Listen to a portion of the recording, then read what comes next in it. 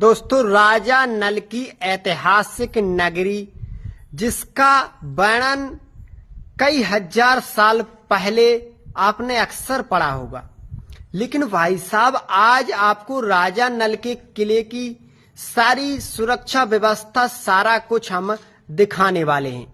ये है हवापौर दरवाजा और इस दरवाजे की सुरक्षा सबसे खास हुआ करती थी। हर एक चप्पे चप्पे पर सैनिक रहते थे, तैनात करते थे इस दरवाजे की सुरक्षा। लेकिन दरवाजे की सुरक्षा के साथ साथ पास में बने हुए जो कक्ष हैं, जो खास सैनिकों के लिए बनाए गए थे, अगर इनकी सुंदरता की हम बात करें तो इनकी सुंदरता देखते बनती है। इनकी सुंदरता इतनी ज्यादा है कि इन्हें देखने के बाद ऐसा लगता है कि अगर सैनिकों के कक्ष इतने ज्यादा सुंदर हैं तो राजा महाराजाओं के कक्ष कितने ज्यादा सुंदर होंगे भाई। क्योंकि यहां से सैनिक सैकड़ों की संख्या में बैठकर इस हवापौर दरवाजे की सुरक्षा किया करते थे। छत की सपोर्ट के लिए लाल बलुआ पत्थर से ये मेहराव दिए गए हैं, पिलर खड़े किए गए हैं जो छत को सपोर्ट देते थे।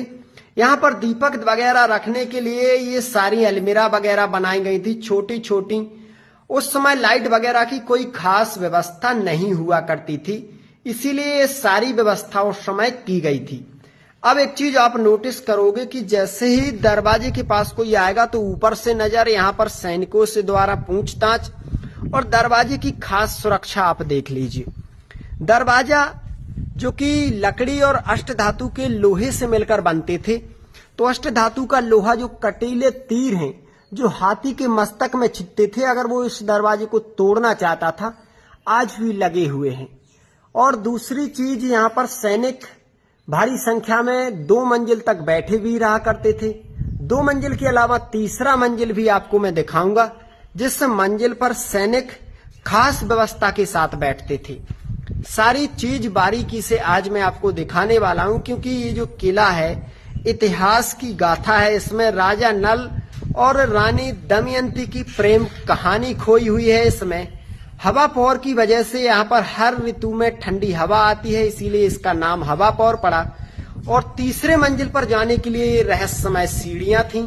आज चमगादड़ों के द्वारा ये सीढ़ियां इतनी ज्यादा मलयुक्त कर दी गई हैं कि तीसरे मंजिल पर यहाँ से जाना थोड़ा मुश्किल है।